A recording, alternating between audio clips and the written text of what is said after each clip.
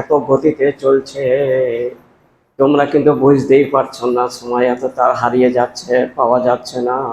ইবাদত করার সময় তোমাদের পাচ্ছ না হয়, কিন্তু এত গতিতে 24 ঘন্টা বেরিয়ে যাচ্ছে, দিনের পর দিন, রাতের পর রাত, সপ্তাহের পর সপ্তাহ, মাসের পর মাস, বছরের পর বছর, শতাব্দীর পর শতাব্দী এইভাবে এগিয়ে চলছে, চলে আছে। মানুষ কিন্তু একটু খোঁজ খবর বা গুরুত্ব দেয় না। ওয়াল আসরে, সেই আসরের কসম করে বললেন। আসরের গুরুত্বটা খুবই প্রচন্ড গুরুত্ব, মহান আল্লাহ তাআলা ওই জন্য কসম খেলেন আসরের। আল্লাহ যার ইচ্ছা তার কসম করতে পারেন, তাই করেছেন। বহু জায়গায় কোরআনে কসম খেয়েছেন। কি বললেন দিয়ে কসম করে?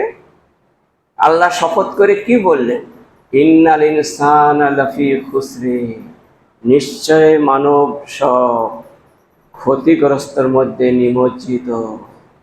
নিশ্চয় মানুষ ক্ষতিগ্রস্তের মধ্যেই চলেছে, নিজের আত্মার ক্ষতি হচ্ছে, কিন্তু মানুষ বুঝতে পারছে না।